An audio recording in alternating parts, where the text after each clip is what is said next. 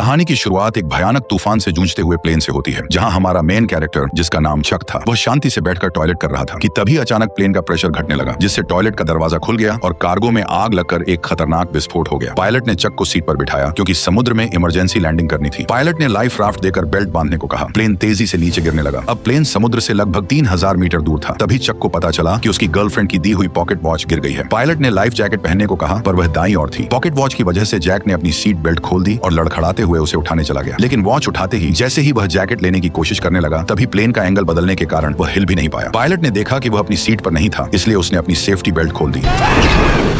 तेज झटकों से पायलट बुरी तरह घायल हो गया। पायलट ने प्लेन को समुद्र की सतह पर धीमी गति से टच कराया, लेकिन गलत लैंडिंग से पानी केबिन में भर गया। सेफ्टी बेल्ट न बंधे होने की वजह से चक की जान बच गई। तभी अचानक प्लेन का ऊपरी हिस्सा फट पड़ा और समुद्र का पानी प्लेन के अंदर भरने लगा। लेकिन किस्मत से चक के हाथ में इन्फ्लेटेबल राफ्ट था, पर जैसे ही उसने उसे खोला, तभी अचानक राफ्ट से जुड़ा हुआ हिस्सा प्लेन में फंस गया। डूबता हुआ एरोप्लेन चक को राफ्ट के साथ नीचे खींचने लगा, पर चक की किस्मत अच्छी थी क्योंकि राफ्ट से जुड़ी हुई रस्सी अचानक टूट गई और इस तरह लाइफ राफ्ट ने उसे खींचते हुए मौत के मुंह से बाहर निकाल लिया। आखिरकार चक सही सलामत समुद्र की सतह तक पहुंच गया। उसने अपनी पूरी ताकत लगाकर राफ्ट पर चढ़ने की कोशिश की और मरते दम तक राफ्ट के किनारे को कसकर पकड़े रहा, लेकिन वह धीरे धीरे उस इंजन की ओर बहने लगा जो अभी भी चल रहा था। पीछे खतरा देखकर उसने तुरंत आंखें बंद कर ली। तभी इंजन में आग लग गई और विस्फोट की लहर ने उसे उछालकर फिर से समुद्र में गिरा दिया। पूरा प्लेन एक जोरदार ब्लास्ट के साथ धीरे धीरे समुद्र में डूब गया, लेकिन खतरा अभी टला नहीं था। चक को न केवल समुद्र की तेज आंधी तूफान का सामना करना पड़ा, बल्कि एक के बाद एक उठती विशाल लहरों को भी झेलना पड़ा। वह बस लाइफ राफ्ट की रस्सी को कसकर पकड़े रहा। इसी तरह पता नहीं कितनी देर बीत गई और अचानक लाइफ राफ्ट की हवा निकल गई। तेज चट्टानों ने उसे फाड़ दिया। इसका मतलब था कि वह आखिरकार किनारे पर पहुंच गया था। वो अपनी आखिरी ताकत जुटाकर लाइफ राफ्ट को घसीटते हुए किनारे तक लाया। अगली सुबह जब धूप उसके चेहरे पर पड़ी, तब उसे महसूस हुआ कि वह जिंदा है और छोटे से आइलैंड पर बहकर आ गया है। लेकिन मौत के मुंह से बच निकलने के बाद भी उसे कोई राहत नहीं मिली, क्योंकि वह नहीं जानता था कि इस अनजान जगह पर उसे कौन कौन सी खतरनाक चीजों का सामना करना पड़ेगा। वह चलते चलते प्लेन से बिखरी हुई चीजें उठाता गया और आइलैंड के अंदर अपने ही जैसे लोगों की खोज शुरू कर दी। लेकिन जब उसने चारों ओर नजर डाली, तो उसका स्वागत केवल कभी खत्म न होने वाले सन्नाटे ने किया। इससे यह साफ था कि वो एक ऐसे आइलैंड पर फंस चुका था जो दुनिया के नक्शे पर भी नहीं था।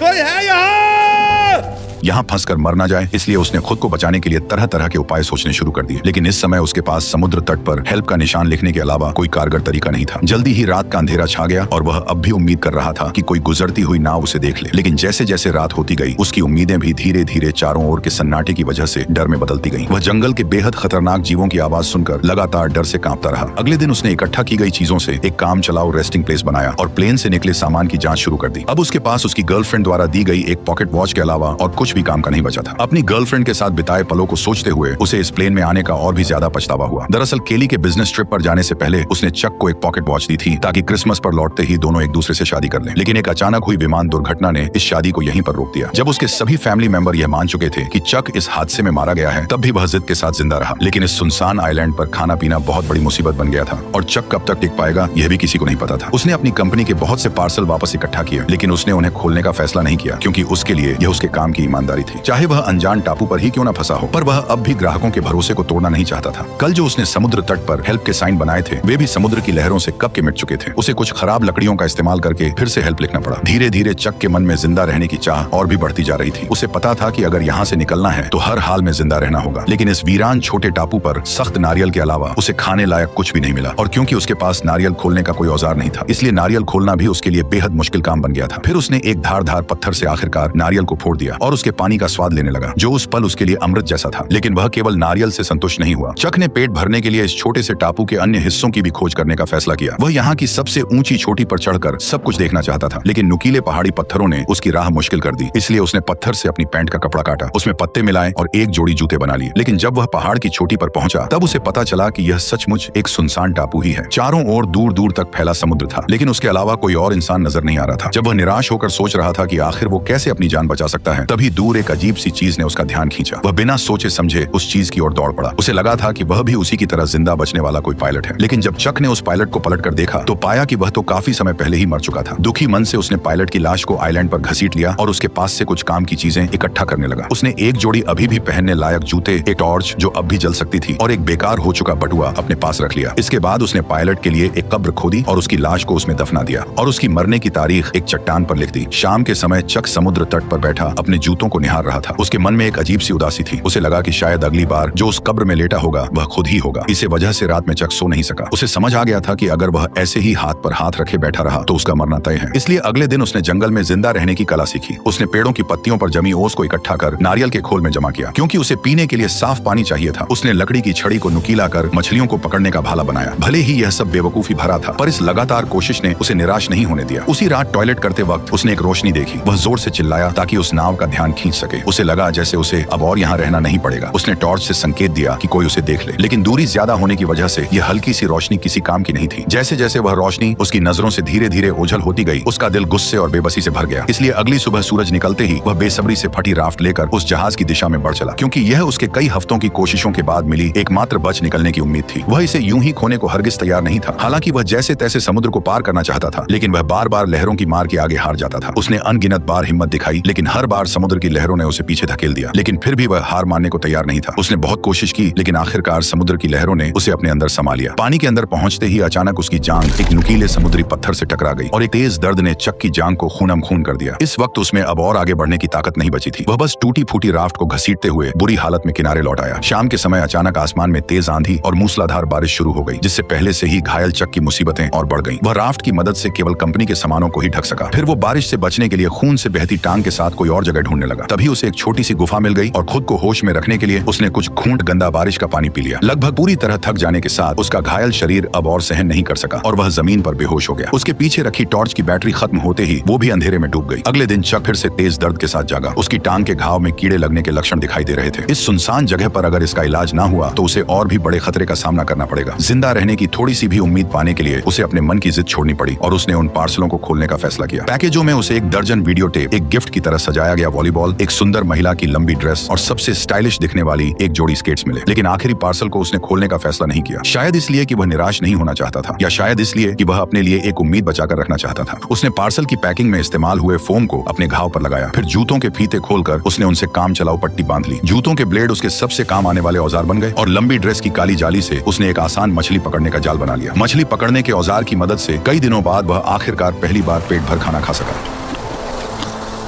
कच्चा खाना निगलना मुश्किल ना हो, इसके लिए चक ने लकड़ी रगड़कर आग जलाने का फैसला किया। लेकिन भले ही उसने सुबह से लेकर शाम तक और फिर शाम से लेकर अगली सुबह तक लगातार कोशिश की, पर फिर भी उसके मन में जो छोटी सी चिंगारी थी वह उसकी उम्मीद के मुताबिक आग नहीं बन सकी। जब उसके दोनों हाथ रगड़ते रगड़ते छिल गए तब उनसे ताजा खून बहने लगा, जिससे चक का गुस्सा फुट पड़ा।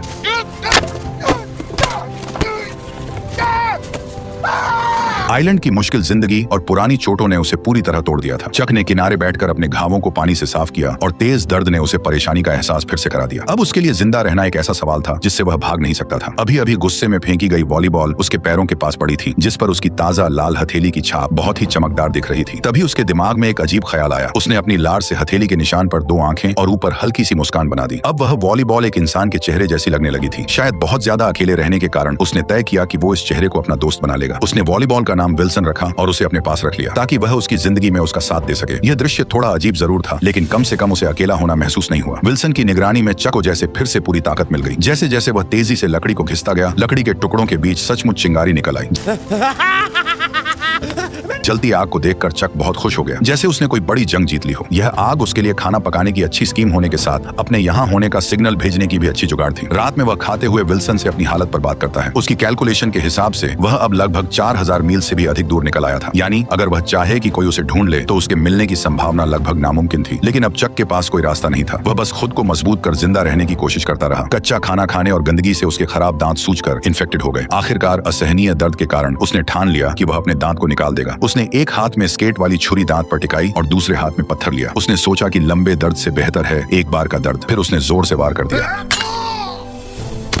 जंगल में जिंदा रहने में एक्सपर्ट होने के बाद भी उसकी आंखों में अब वह चमक नहीं रही थी। 4 सालों के अंदर चक अब एक जंगली आदमी बन गया था। हालांकि मछली पकड़ने में माहिर होने से उसे मांस की कमी नहीं थी, लेकिन उसकी आंखों में पहले जैसी जीने की गुंजाइश गायब हो चुकी थी। अब वह बच निकलने की कोई उम्मीद नहीं रखता था और हर दिन का जिंदा रहना बस उसकी अकेलेपन का एक और दिन था। पर कुछ समय बाद उसे चट्टान के किनारे से एक टिन का टुकड़ा मिला और वो उसे समुद्र तट पर ले आया। लेकिन जैसे ही समुद्री हवा ने उस टिन के टुकड़े को गिरा दिया, तभी अचानक उसके दिमाग एक आइडिया में आया। अगर वह इसका इस्तेमाल समुद्र की लहरों को चीरने के लिए कर सके तो शायद सच में उसके उसके पास इस जगह से निकलने का मौका हो सकता है। यह आइडिया आते ही उसने एक पल और इंतजार नहीं किया। उसे इस सुनसान टापू पर से जल्द निकलना था। चक तुरंत हरकत में आ गया। सबसे पहले उसे एक नाव बनानी थी। उसने बहुत सारी टहनियां इकट्ठा की और उन्हें एक साथ रखा। फिर जंगली रस्सियों का इस्तेमाल किया और सबको एक साथ बांध दिया। यहाँ तक कि बेकार वीडियो टेप को भी रस्सी बना लिया। अब चक की मेंटल स्टेट बिगड़ने लगी थी। उसे लगने लगा कि विल्सन उसे देख रहा है और उसे जाने नहीं देना चाहता। इसी वजह से उस रात वह विल्सन से झगड़ पड़ा। मैं अपनी पूरी जिंदगी तुमसे बात नहीं कर सकता। सुना तुमने? 2 टके के वॉलीबॉल। फिर उसने गुस्से में अपने 4 साल पुराने दोस्त को एक लात मारकर दूर फेंक दिया। लेकिन जब वह कुछ देर बाद शांत हुआ तो उसे अपने दोस्त विल्सन के लिए गहरा पछतावा हुआ। इसलिए वह रात के अंधेरे में विल्सन को ढूंढने निकल पड़ा और प्यार से उसके चेहरे पर फिर से रंग लगा दिया। हर दिन इसी तरह बीतता गया और चक की लकड़ी की नाव भी बनकर तैयार हो गई। उसने जाने के लिए सारी चीजें तैयार कर ली थी। अब बस सही दिशा की हवा का इंतजार था ताकि वह अपनी नाव को समुद्र में उतार सके। उसने अपने यहाँ फंसे होने का साइन भी छोड़ दिया था। उसने 10,500 से भी ज्यादा दिनों तक इस बेरहम टापू पर फंसे रहने का वर्ल्ड रिकॉर्ड बना दिया था। जब वह आखिरी अक्षर उकेर रहा था तभी अचानक हवा उस दिशा में चलने लगी जहाँ चक चाहता था। उसने एक्साइटेड होकर नाव को समुद्र की ओर धकेल दिया और फिर अपने पुराने दोस्त विल्सन के साथ जिंदगी खोजने की ओर निकल पड़ा। समुद्र की लहरें अब भी वैसी ही थीं, लेकिन वे उसे घर लौटने से रोक नहीं सकी। झील की लहरों की तरह समुद्र की हर एक लहर लगभग उसे डुबो ही देती थी, लेकिन वो अपनी कोशिशों से लहर को चीरता चला गया। हर बार जब वह मौत के मुंह से बच निकलता तो उसके भीतर से बाहर निकलने की खुशी और भी बढ़ जाती। जब चक ने पीछे मुड़कर उस छोटे से टापू को देखा जिसने उसे 4 साल तक कैद रखा था, तब उस पल में चक के दिल में एक अजीब सी फीलिंग थी। अगर उसने इस कठिनाई का सामना करने की जिद न की होती तो शायद आज भी वह अकेलेपन से भरी जिंदगी जी रहा होता। हालांकि उसकी जंग अभी बस शुरू ही हुई थी। उसे पता नहीं था कि आगे जो खतरे उसका इंतजार कर रहे हैं वे उसके लिए सबसे घातक चुनौती साबित होंगे। ठीक उसी वक्त जब उसे लगा कि वह इसी तरह बहते बहते इंसानों की बस्ती तक पहुंच जाएगा, तभी एक और भीषण तूफान ने उसे झकझोर दिया। उस रात तेज बारिश में आंखें खोलना नामुमकिन था। वह नाव को पकड़े लहरों के बीच लाचार पड़ा रहा और हमलों को सहता रहा। यह उसके लिए सबसे कठिन रात थी। वह बेबस था और सब कुछ भगवान पर छोड़ चुका था। अच्छी बात यह रही कि चक किस्मत वाला था। उस रात की भीषण आंधी तूफान भी उसे अपने साथ नहीं ले जा सकी, लेकिन उसकी नाव को भारी नुकसान पहुंचा था। और सबसे अहम बात यह थी कि उसका पुराना दोस्त भी रस्सी ढीली हो जाने के कारण नाव से अलग हो चुका था। जब उसे इसका एहसास हुआ तब तक विल्सन समुद्र की लहरों के साथ बहुत दूर बह चुका था। वह उसका इकलौता साथी था जिससे वह दिल की बातें करता था। भले ही वह सिर्फ एक वॉलीबॉल था, लेकिन वही उसका एकमात्र सहारा था। वह सब कुछ भूलकर समुद्र में कूद पड़ा और उसे बचाने की कोशिश करने लगा, लेकिन दूरी बहुत ज्यादा थी और गहरा समुद्र उसे बार बार डरा रहा था। एक तरफ उसकी जान बचाने वाली नाव थी और दूसरी तरफ उसका 4 साल का सहारा विल्सन। लेकिन अब उसके पास कोई और चारा नहीं था। वह बस अपनी आंखों के सामने अपने पुराने दोस्त को दूर जाते हुए देखता रहा।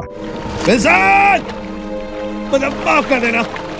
इस तरह उसने अपना इकलौता दोस्त खो दिया और एक बार फिर अकेलापन और बेबसी ने उसे पूरी तरह घेर लिया। लगभग पूरी तरह से टूट चुकी लकड़ी की नाव को देखते हुए और चारों ओर फैले समुद्र को निहारते हुए इस पल चक को बहुत अच्छी तरह समझ आ गया कि वह अब कभी भी अपने घर वापस नहीं जा सकेगा। जिस वजह से जो उसके भीतर जीने की इच्छा अभी अभी जगी थी वह पूरी तरह टूट गई। आखिरकार उसने नाव का चप्पू भी फेंक दिया और तय कर लिया कि अब वह बस चुपचाप इंतजार करेगा कि समुद्र जल्द से जल्द उसे निगल जाए। ठीक उसी समय जब चक ने मौत का सामना करने के लिए खुद को तैयार किया, तभी एक ऐसी सीटी की आवाज गूंज उठी जिसे उसने सिर्फ अपने सपनों में ही सुना था। वह उम्मीद खोए हुए अपनी आखिरी ताकत जुटाकर मुड़ा और देखा कि एक विशाल मालवाहक जहाज उसके सामने तैर रहा था। तभी जहाज में मौजूद सभी लोगों ने चक को भी देख लिया और इस तरह कई सालों की कठिनाइयों के बाद चक आखिरकार फिर से प्लेन में बैठकर अपने घर लौट आया। उसकी सही सलामत जिंदा लौट आने की कहानी ने उसे पूरे शहर में मशहूर कर दिया। लेकिन चक को इन सब बातों से कोई फर्क नहीं पड़ता था। वह बस अपनी गर्लफ्रेंड से मिलना चाहता था जिसे उसने 4 साल से नहीं देखा था। लेकिन जब उसकी गर्लफ्रेंड की बजाय एक आदमी दरवाजा खोलकर सामने आया तो वह हैरान रह गया। उस आदमी ने चक से कहा, मैं केली का हस्बैंड हूं,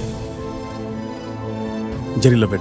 तब उसे पता चला कि जिसे वह याद करता रहा वह अब शादीशुदा थी और एक बच्चे की मां बन चुकी थी। केली का हस्बैंड चक को शांत करते हुए अपनी पत्नी का बचाव कर रहा था। शायद तुम्हें उसे थोड़ा और वक्त देना चाहिए। इतना कहकर वह वहां से चला गया। केली को रोते देख चक को उसकी हालत समझ आ गई। वह समझ गया उसकी कोई गलती नहीं थी। चक भी शायद वही करता। उस रात कंपनी ने स्वागत में समुद्री जानवरों की दावत दी। मेज पर रखी स्वादिष्ट मछलियां और बड़े केकड़े देखकर उस पल चक ने कुछ अजीब महसूस किया। उसके मन में उस आइलैंड की यादें थी, क्योंकि टापू पर उबाऊ लगने वाले केकड़े और मछलियां यहाँ लजीज खाना बन गई थी। अगले दिन चक ने उस पार्सल को मंजिल तक पहुंचाया जिसे उसने टापू पर खोला नहीं था और एक थैंक्स लेटर भी दिया। उसने आभार जताया कि इसी पैकेज ने उसकी जान बचाई है। उस अजीब से पार्सल में क्या था जो इतने लंबे समय तक उसका साथी रहा, ये जानने के लिए उसने उसे कभी नहीं खोला। और इस तरह इस शानदार कहानी का अंत हो गया। तो अब तुम बताओ कि तुम्हें यह वीडियो कैसी लगी। अगर वीडियो पसंद आई हो तो मेरे चैनल पर जाकर और वीडियोस को भी जरूर चेक करो और कमेंट में बताओ कि अगली किस मूवी का एक्सप्लेनेशन देखना चाहते हो।